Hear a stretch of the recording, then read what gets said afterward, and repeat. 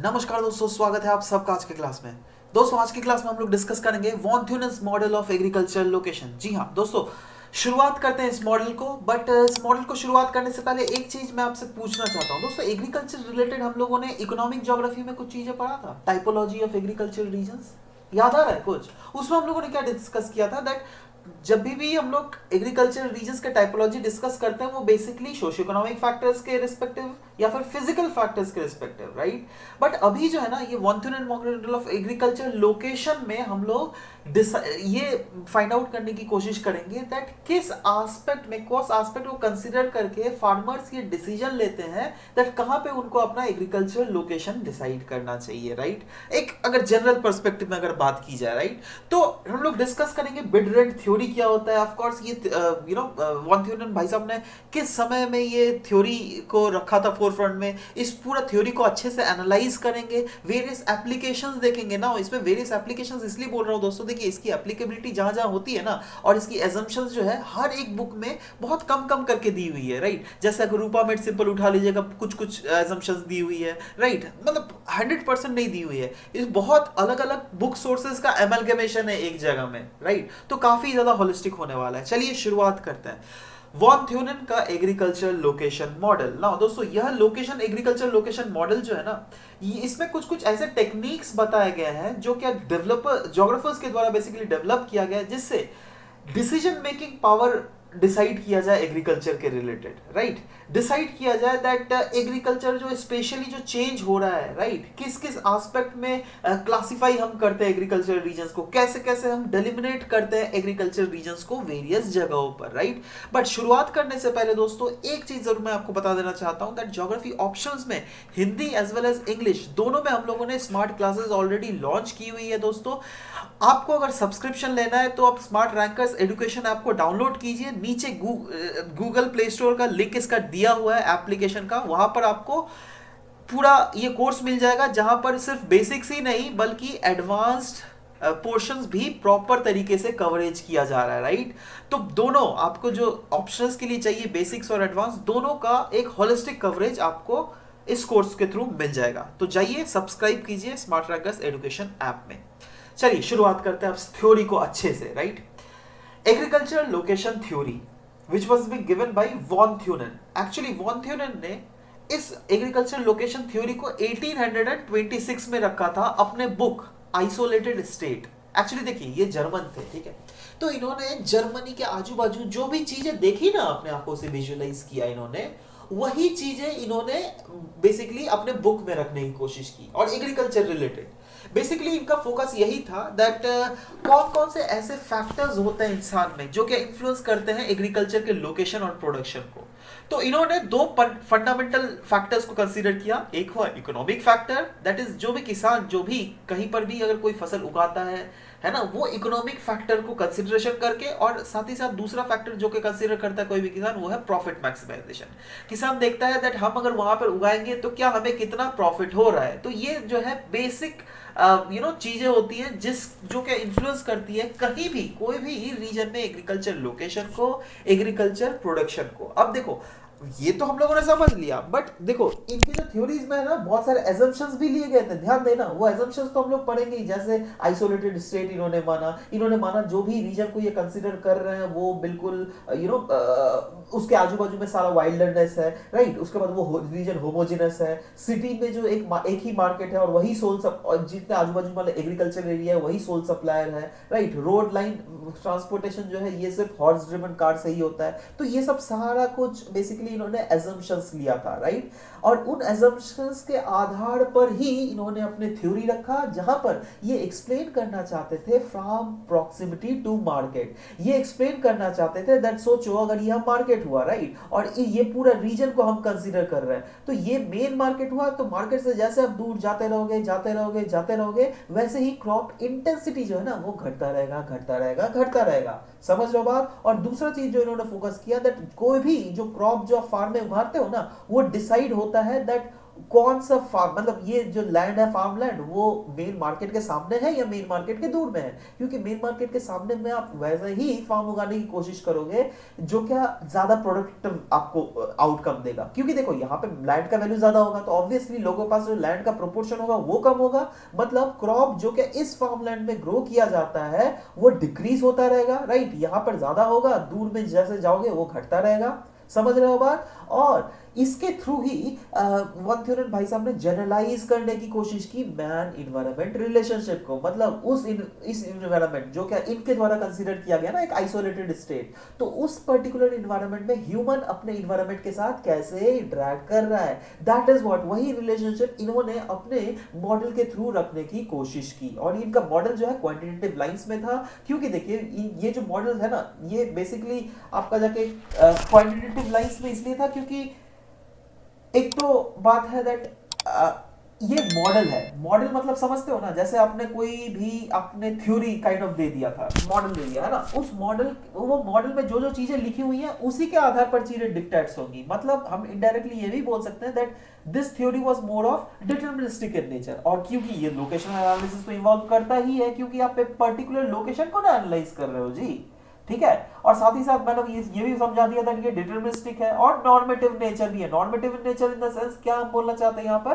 That decision making जो है ना वो होता है on the basis of assumptions, on the basis of various standard. चलो वो भी हम लोग अच्छे से पढ़ते हैं, राइट। बट ओवरऑल इस थ्योरी को पढ़ने से पहले जो हमें समझना पड़ेगा दैट ये थ्योरी किसके ऊपर बेस्ड है। तो ये थ्योरी एक इकोनॉमिक रेंट थ्योरी के ऊपर बेस्ड है, और वो इकोनॉमिक रेंट थ्योरी डी रिकार्डो के द्वारा दिया गया था। एक्चुअली देखिए इन्होंने जो अपना इकोनॉमिक रेंट दिया था और बेसिकली वन थ्योरन ने भी जो अपना दिया था ना उसमें काफी ज्यादा सिमिलैरिटीज है, राइट। बट कुछ कुछ जगह में डिसिमिलैरिटीज है, वो हम लोग अगले स्लाइड में पढ़ेंगे। तो पहले तो हम लोग इन जनरल समझते हैं दैट इकोनॉमिक रेंट थ्योरी है तो है क्या भैया। देखो ये समझ लो, ये वाला पोजीशन है ना, ये वाला समझ लो आप मार्केट है, राइट। और इसमें इस मार्केट में जो है कुछ कुछ प्रोडक्ट्स बिक रहे हैं। से फॉर एग्जांपल कोई एक ऐसा प्रोडक्ट है जिसका कॉस्ट है 50 रुपया, ठीक है। अब देखो ये जो मार्केट वैल्यू वो तो सेम रहेगा, है ना। सोचो ये जो है ना मार्केट वैल्यू से ये दूर में एक फार्मलैंड है, यहां पर एक फार्मलैंड है, यहां पर एक फार्मलैंड है, राइट। मतलब हम लोग मान सकते हैं दैट ये फार्मलैंड F1 हुआ, ये फार्मलैंड F2 हुआ और ये फार्मलैंड F3 हुआ। समझ रहे हो बात? मतलब यहां पर भी कुछ फार्मिंग एक्टिविटीज चलेगी, यहां पर भी कुछ फार्मिंग एक्टिविटीज चलेगी, यहां पर भी कुछ फार्मिंग एक्टिविटीज चलेगी ना। ध्यान देना, कोई भी एक पर्टिकुलर क्रॉप ले लो, राइट। उस क्रॉप का कॉस्ट ऑफ प्रोडक्शन तो तीनों जगह सेम रहेगा, क्योंकि आपको जो सीड का खरीदारी है वो तो सब जगह कॉस्ट तो सेम ही है ना भाई। लेबर कॉस्ट वो भी तीनों जगह सेम है, बट एक चीज डिफरेंस हो जाता है। वो क्या होता है, वो है ट्रांसपोर्टेशन कॉस्ट। क्योंकि ट्रांसपोर्टेशन कॉस्ट जो है सब जगह अलग अलग होगी। ये देखो ट्रांसपोर्टेशन कॉस्ट का कर्व कुछ ऐसा बना हुआ है। इनका मानना था दैट जैसे सेंट्रल से आप दूर में जाते रहोगे ट्रांसपोर्टेशन कॉस्ट बढ़ता रहेगा, ठीक है। दैट इज अगर सोचो किसी का फार्मलैंड ये है, यहां से वो प्रोड्यूस अपना यहां से माइन मार्केट में ले आया तो उसको कितना रुपया लगेगा, से फॉर एग्जांपल 5 रुपया लगेगा, राइट। और यहां से जो ये लाएगा इसको ज्यादा रुपया लगेगा, फॉर एग्जांपल 20 रुपया लगेगा। ये जो यहां से लाया इसको शायद और भी ज्यादा, शायद 50 रुपया लगेगा, राइट। तो इसका ट्रांसपोर्टेशन कॉस्ट सबसे ज्यादा हुआ ना जी, इसका ट्रांसपोर्टेशन कॉस्ट तो सबसे कम हुआ। मतलब क्या हम बोल सकते हैं इसमें ट्रांसपोर्टेशन कॉस्ट जो है ये डिसाइडिंग फैक्टर है, ऑब्वियसली यार, है ना। तो यही चीज जो है ट्रांसपोर्टेशन कर्व के द्वारा बताया गया है दैट अलग अलग जगह में अलग अलग ट्रांसपोर्टेशन कॉस्ट लगेगी, ठीक है। अब ध्यान देना, ये ट्रांसपोर्टेशन कॉस्ट जो अलग लगेगी ना, देखो यहाँ पे जो है किसान को सबसे ज्यादा फायदा होगा। मैं आप बोल सकते हैं ऑफ कोर्स यार ये ज्यादा पैसा बचा रहा है, यहाँ पे उससे कम फायदा होगा, यहाँ पे सबसे कम फायदा होगा, मतलब फायदा होगा ही नहीं। क्योंकि यहां पर सोचो ये कॉस्ट ऑफ प्रोडक्शन अगर 10 रुपया है ना, और या तो यहाँ पे क्या होगा ना 40 रुपया, तो उसका देखो दिख ही रहा है हमको दैट ट्रांसपोर्टेशन कॉस्ट ही लग जा रहा है, ठीक है। तो 10 और 40 50 खत्म हो गया इसका बात। यहाँ पे सोचो 25 रुपया है, राइट। तो 25 और 10 35, यहाँ पे 15 रुपया इसको मुनाफा हो रहा है, इकोनॉमिक रेंट इसका हुआ। मतलब इकोनॉमिकली वो कितना पैसा सेव कर पा रहा है, that is what called economic rent है, राइट। और वहीं पर यहाँ पर भी जो है, यहाँ पर देखिए 10 रुपया और यहाँ पर से फॉर एग्जाम्पल 10 रुपया ही है, तो 20 रुपया, तो टोटल और यहाँ पे 30 रुपया ये सेव कर पा रहा है बंदा। समझ लो बात। तो यही चीज यहां पर बताया गया है दैट कौन कितना, इसका इकोनॉमिक रेट सबसे ज्यादा होगा, राइट, और इसका इकोनॉमिक रेट सबसे लीस्ट होगा। मतलब ये तो कुछ कमा ही नहीं रहा है, और जो नहीं कमाता है ना, जो लास्ट फेज में रहता है, उस पॉइंट को हम लोग कहते हैं इकोनॉमिक मार्जिन ऑफ प्रोडक्शन, ठीक है, मतलब यहां पर जो है किसान को कुछ भी पैसा फायदा नहीं होगा। बट अब ऐसा भी तो हो सकता है ना, कोई फार्म जो कि इस रीजन में रहे, राइट, उसका क्या भाई, जो भी इस रीजन में फार्म रहेगा वो, लेकिन फार्मर सेल्फ कंजम्पशन ही करेगा, क्योंकि वो जानता है वो अगर बेसिकली जाएगा मार्केट में बेचने तब तो उसको ज्यादा रेंट लग जा रहा है ना। आप देखो ना, यहाँ पे सोचो 45-45 रुपीज लग जा रहा है, तो टोटली 55 रुपीज उसको लग रहा है और 50 रुपए उसको मिलेगा, है ना। क्योंकि ऐसा तो नहीं है ना दैट आप जो राइस बेच रहे हो इस वाले किसान के लिए लोग 60 रुपीज देने के लिए तैयार है, ऐसा तो नहीं होगा। लोग तो 50 रुपए ही देंगे, राइट, तो 50 रुपए ही आपका मुनाफा होगा, बट 50 रुपए में भी यहाँ पे तो इनडायरेक्ट आपका लॉस ही हो जा रहा है। तो इसलिए ये किसान सोचेगा चलो भाई वो खुद ही खा ले, है ना, उस बेचने से जाना अपना ही खाना अच्छा है, राइट। तो ओवरऑल इससे हमें ये तो पता चल गया दैट हाँ भैया ये रीजन जो है लास्ट पॉइंट, ये जहां पर आप किसान का कोई फायदा नहीं होता है उसको इकोनॉमिक मार्जिन ऑफ प्रोडक्शन कहता है। उसके बाद वाला जो पॉइंट में अगर कोई भी फार्म स्टेब्लिश होता है तो वो लेकिन सेल्फ कंजम्पशन के लिए ही होगा। और इसी से हम लोग इकोनॉमिक रेंट भी हमें क्लियरली दिख रहा है दैट इस वाले फार्मर का इकोनॉमिक रेंट ज्यादा होगा, यहाँ पे अगर कोई फार्मर है उसका और भी ज्यादा होगा। मतलब इकोनॉमिक रेंट मतलब हम ये भी बोल सकते हैं दैट ये नेट इनकम है जो क्या सोचो कोई भी एक रीजन का फार्मलैंड का ओनर कमा रहा है, सोचो इस रीजन का, ठीक है, एज कंपेयर टू दिस वाला रीजन, वहां पर जहां पर इकोनॉमिक मार्जिन लाई करता है। क्योंकि देखो इसी से तो कंपेयर करोगे, इसी का तो 0 रुपीज प्रॉफिट हो रहा है ना, तो 0 रुपीज प्रॉफिट से यहाँ पे 30 रुपया प्रॉफिट हो रहा है, यहाँ पे 15 रुपया प्रॉफिट हो रहा है, यहाँ पे शायद 40 रुपया प्रॉफिट हो रहा होगा, राइट। तो आप अगर इसका इकोनॉमिक रेंट कहा किससे कंपेयर करोगे, ऑफकोर्स इससे तो नहीं कर सकते ना जी, इसका इससे ही कंपेयर करना पड़ेगा, जीरो से, इसका भी इससे ही करना पड़ेगा, इससे भी इससे ही करना पड़ेगा। इसलिए बताया गया इकोनॉमिक रेंट जो होता है यह नेट इनकम होता है जो कि ऑब्टेन किया जाता है from any piece of land with respect to other piece of land, जो क्या इकोनॉमिक मार्जिन ऑफ प्रोडक्शन में लाई करता है। इससे आपको यह वाला थ्योरी बिल्कुल क्लियर हो जाना चाहिए, राइट। और मैंने जैसे बोला डी रिकार्डो और वॉन थ्यूरेन जी ने दोनों ने अलग अलग दिया था, बट इन दोनों ने जो है ना कुछ चीजें इन लोग के मतलब फैक्टर सेम थी। देखो वैसे तो इन्होंने कहा था हाँ भैया इकोनॉमिक रेंट जो है जैसे मेन मार्केट प्लेस से आप दूर जाते रहोगे वैसे घटता रहेगा, बट इन्होंने जो कंसीडर किया था ना सॉइल फर्टिलिटी को as a major factor consider किया था, क्योंकि इन्होंने बोला था दैट मेन मार्केट के आजू बाजू जो है सॉइल का फर्टिलिटी ज्यादा होगा, जैसे आप दूर जाते रहोगे सॉइल की फर्टिलिटी घटती रहेगी। वैसे ही वॉन थ्यूरेन जी ने जो है क्वालिटी ऑफ लैंड को कंसीडर किया था with respect to location, that is इनके भी अंडर में दो चीजें कंसीडर किया था, दैट इज पहला था क्रॉप इंटेंसिटी जो है वो डिक्रीज करता है with increase in distance from the market, ठीक है, दैट इज अगर ये सोचो मार्केट हुआ यहाँ पर क्रॉप इंटेंसिटी बहुत ज्यादा होगा as compare to this region, क्योंकि यहाँ पे क्रॉप इंटेंसिटी रिस्पेक्टिवली कम होगा, इसमें क्रॉप इंटेंसिटी और भी कम होगा, इसमें और भी कम होगा, समझ रहे हो बात। और दूसरा जो है दैट ये बोला गया that away from the market, जैसे मार्केट से आप दूर जाते रहोगे वैसे लैंड यूज पैटर्न चेंज होता रहेगा, दैट इज अगर मार्केट के बाजू वाला जो रीजन देखोगे यहाँ पे उस टाइप की खेती की जाएगी जिससे रिटर्न आपको ज्यादा मिलता है, बट जैसे आप दूर जाते रहोगे देखो रिटर्न घटता रहेगा, क्यों, क्योंकि क्वालिटी ऑफ फूड प्रोडक्शन जो है वो घटता रह रहा है, समझ रहे हो बात। तो इससे जो है इस दोनों थ्योरी से बेसिकली मेन चांस यही निकलता है। और इसका इनका जो आइडिया था वॉन थ्यूरेन जी का, it was based on concentric land zonation model as well. Now concentric land zonation model क्या बोल रहा है भैया, देखो ये बता रहा है, सोचो ये मार्केट प्लेस है ओ, ठीक है, ये ओ है जो कि मार्केट प्लेस है, ठीक है। अब इस मार्केट में दो प्रोडक्ट आ रही है, एक है पोटैटो एक है व्हीट, ठीक है। अब देखो पोटैटो ज्यादा पेरिशेबल है व्हीट के कंपैरेटिवली, और पोटैटो अगर देखोगे ज्यादा भारी भी चीज होता है, राइट। तो इसलिए बताया जा रहा है दैट देखो एक पर्टिकुलर डिस्टेंस तक जो है ना पोटैटो यहां से यहां अगर आप ले आओगे, सोचो यहाँ पे प्रोडक्शन पोटैटो की खेती हो रही है या फिर यहाँ तक यहाँ पर, तो एक पॉइंट तक जरूर रहेगा जहां पर पोटैटो ज्यादा बेनिफिट देगा, राइट।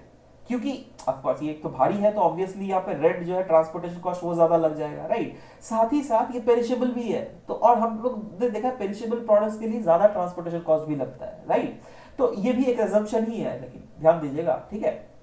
तो वही चीज है दैट एक पॉइंट तक तो पोटैटो में फायदा दिखेगा, बट उसके पॉइंट के बाद जो है ना ये पोटैटो फायदा नहीं रहेगा, क्यों, क्योंकि इससे जो व्हीट रिस्पेक्टिवली कम पेरिशेबल है पोटैटो के कंपैरिजन में, राइट। और साथ ही साथ पोटैटो जो है यहाँ पर आपका जाके थोड़ा भारी हो जाता है, इसलिए अगर ज्यादा दूर से लाओगे ना तो आपकी रेंट ज्यादा हो जाएगी, ठीक है। मतलब एक पर्टिकुलर जो सेंट्रल मार्केट प्लेस से एक पर्टिकुलर डिस्टेंस कंसेंट्रिक जोन तक तो आप एक प्रोडक्ट को ज्यादा मुनाफा में बेच सकते हो, बट वहीं पर जब दूसरा वाला जो जोन है ना उसमें जो है दूसरा प्रोडक्ट मुनाफा मुनाफा में चला जाता है, राइट। मतलब इससे सारांश मुझे यही निकल रहा है दैट कहीं ना कहीं अलग अलग प्रोडक्ट के लिए जो इकोनॉमिक रेंट अलग अलग होती है, अलग अलग जगह, राइट।